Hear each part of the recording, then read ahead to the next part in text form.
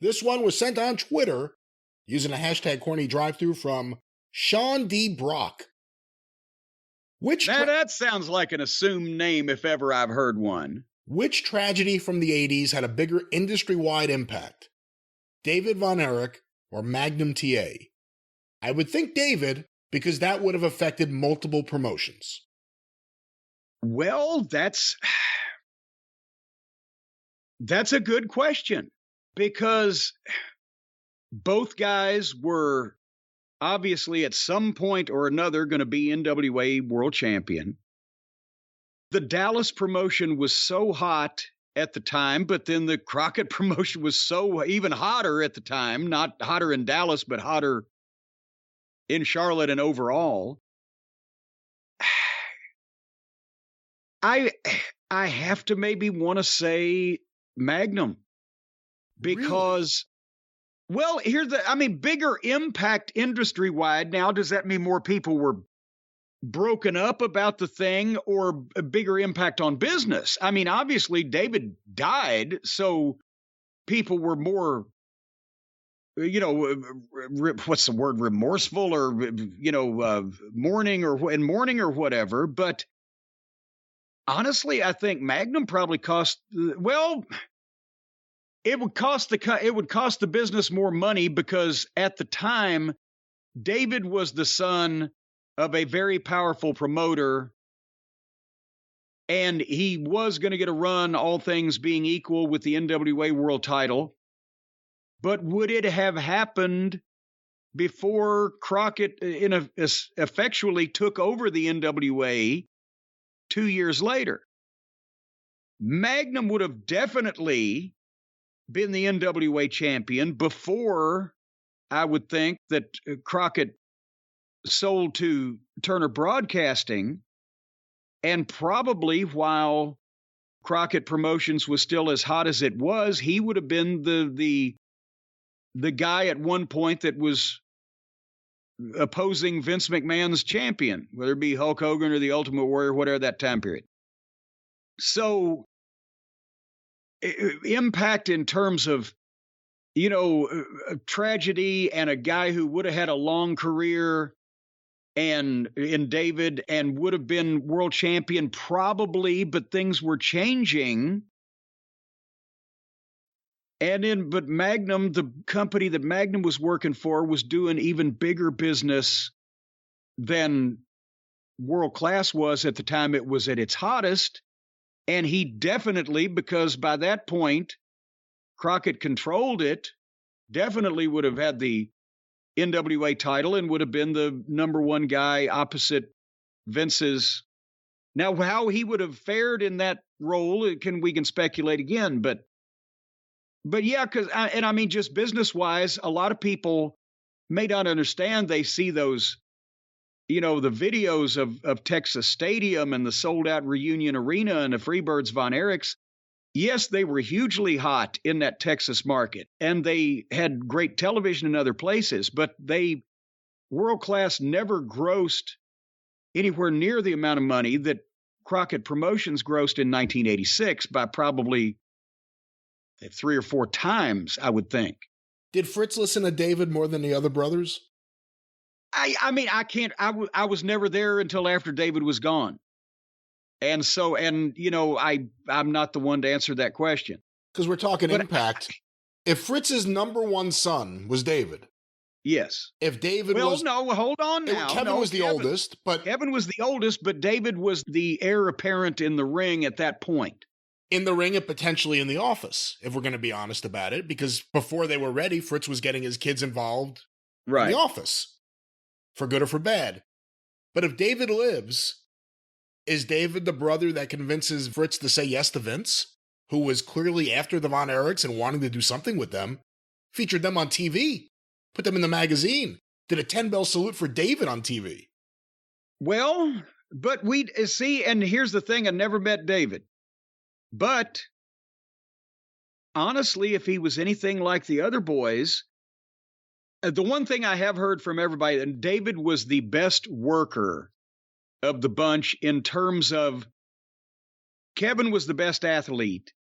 Kerry was the magnificent physique and appearance and the charisma, David was the worker. David got the psychology of the business, and David was the worker. And that's why he was the one that everybody said would be the eventual NWA champion. He was also the only one to leave his dad. Well, but he didn't leave. He was sent. And so that was all part of, and remember, Kevin went to Atlanta for a while too. That's right. But David went to Florida to work under Eddie Graham and with all the talent that they had in Florida and Dory Funk Jr.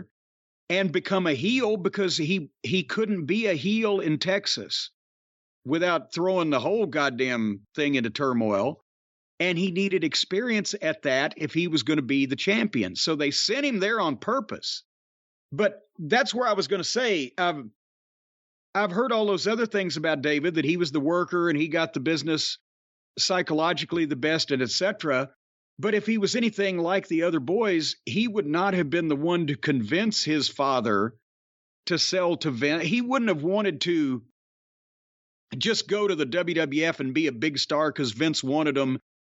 He was a Texan and he was a Von Erich, and he would have wanted to fight like the rest of them did. And the only reason Kerry went to work for Vince was when it was obvious that the cause was lost. So I think that David would have probably been Fritz's right-hand guy saying, "We can do this, Dad. You know, we can." And you know, honestly, since David's tragedy, his death was the thing that started the ball rolling on the demise of World Class. That's right. I was going to bring that up because that's the big moment, really. If that hadn't happened, then would the other things have happened? And how much impact would they have had, and how much would it have stalled off? If David had survived and the other things by the end of 85, first part of 86 hadn't happened, there's no reason to think that World Class Wrestling wouldn't have been in almost as good shape as it was in 84 and 85, which it was still doing well. Right after David's death, we got there. They did well until 86. Well, you could see they weren't as hot as in 83 and 84, but business was still, we were still selling out Reunion Arena. They still had, a $250,000 house in Texas Stadium. But by 86, a year later, and then 87 was death.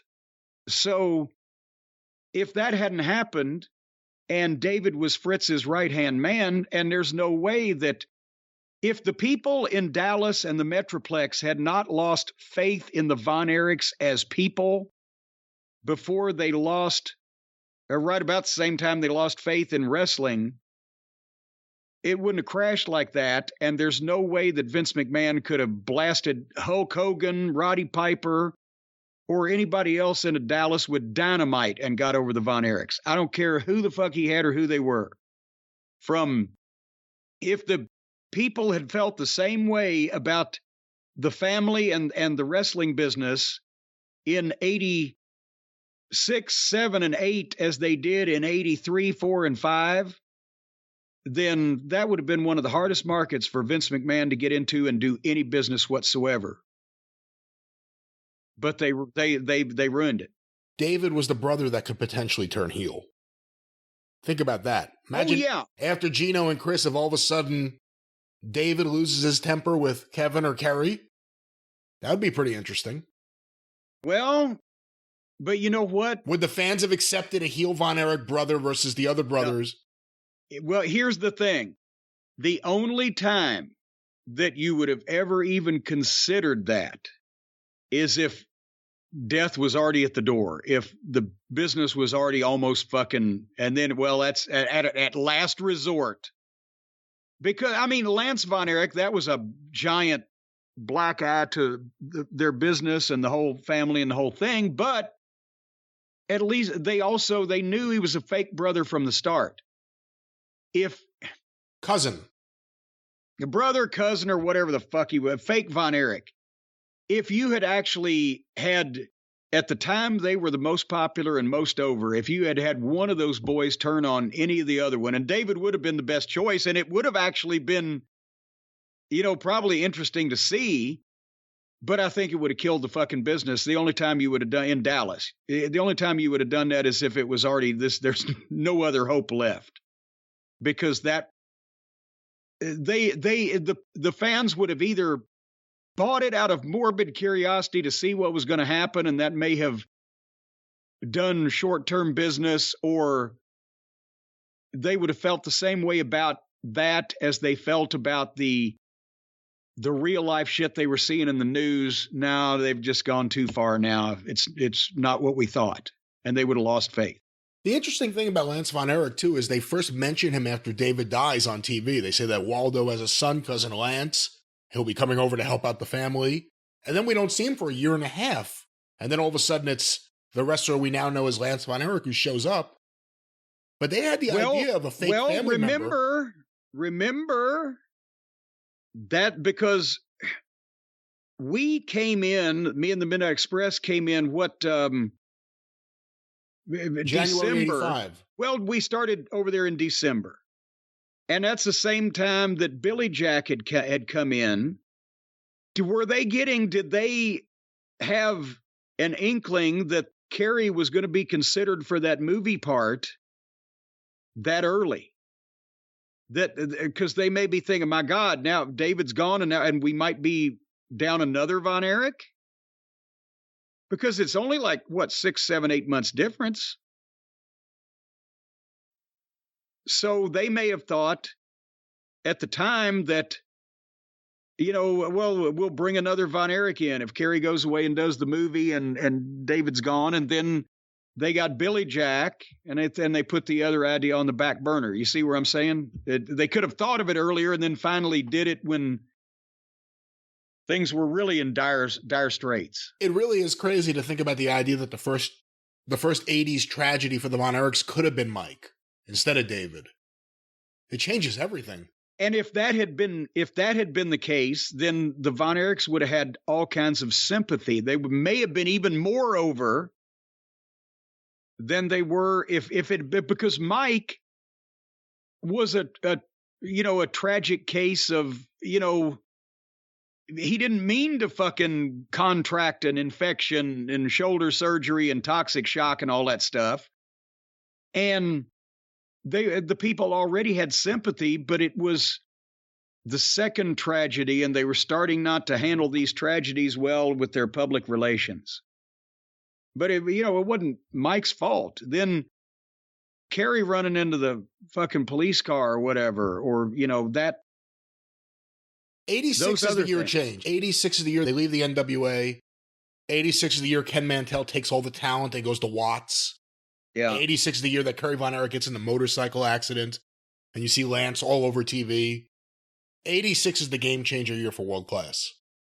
You go from Ric Flair being your world champion, no disrespect to Rick Rude being your world champion. Yeah, and this was before Rick Rude was even Rick Rude. And then with Mike also, it was kind of sad in a different way, in that I think Mike's coming back to wrestling kind of made a lot of the fans go, we're not sure we want to see that or watch, because it was the living sad. Miracle, they called him. Yes, but he looked sad, and he looked, it wasn't a triumphant return. He wasn't that good to begin with, honestly, and whatever, his brain and everything else went through during the 106-degree fever and all that stuff, he was never the same afterwards, and it just wasn't a fun thing to see him. And it bless him, it wasn't a real goddamn easy deal to work with him before he, had that issue, because he was not a natural worker at all. And so it made it all difficult. And I think a lot of the fans said, I don't know whether we want to just do this anymore. It must have been tougher for him than the others, because, Kevin and Kerry and David broke in years earlier. They actually worked with a lot of the guys. Mike actually watched his brothers work, and you have to think that influenced whatever he thought working should be. Yeah.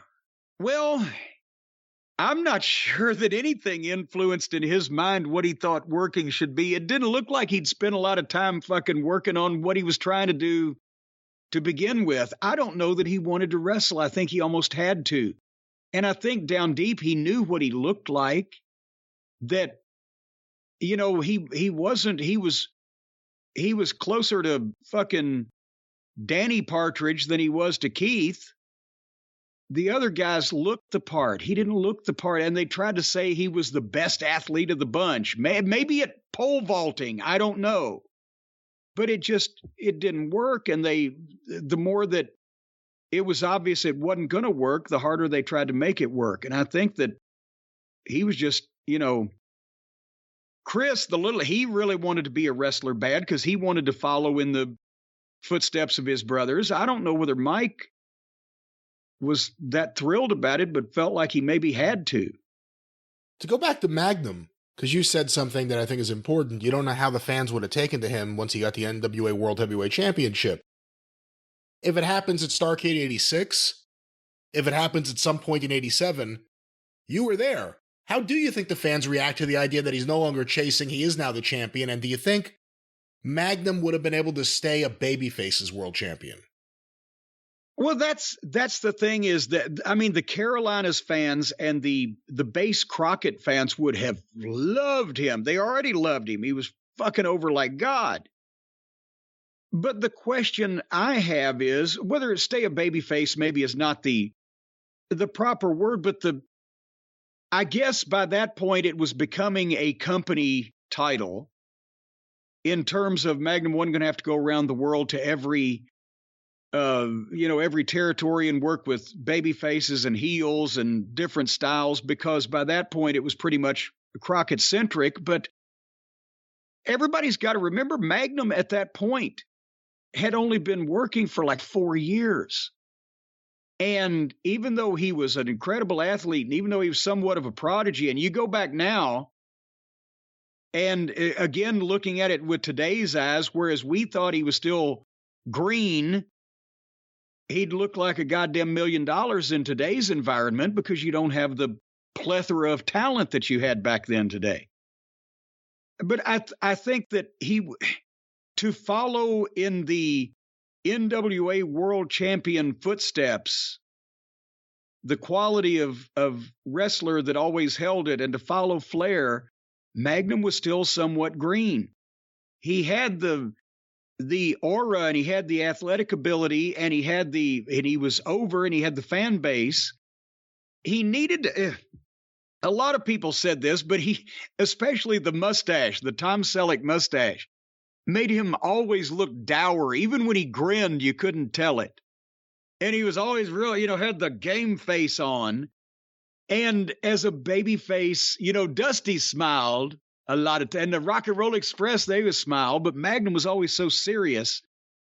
I would have liked to have seen, as he progressed over the next few years, if he had gotten those few years, he'd both smooth up a few of the rough edges. And for that time period, having a few rough edges on his work was good because it made it look like a shoot. He wasn't dangerous.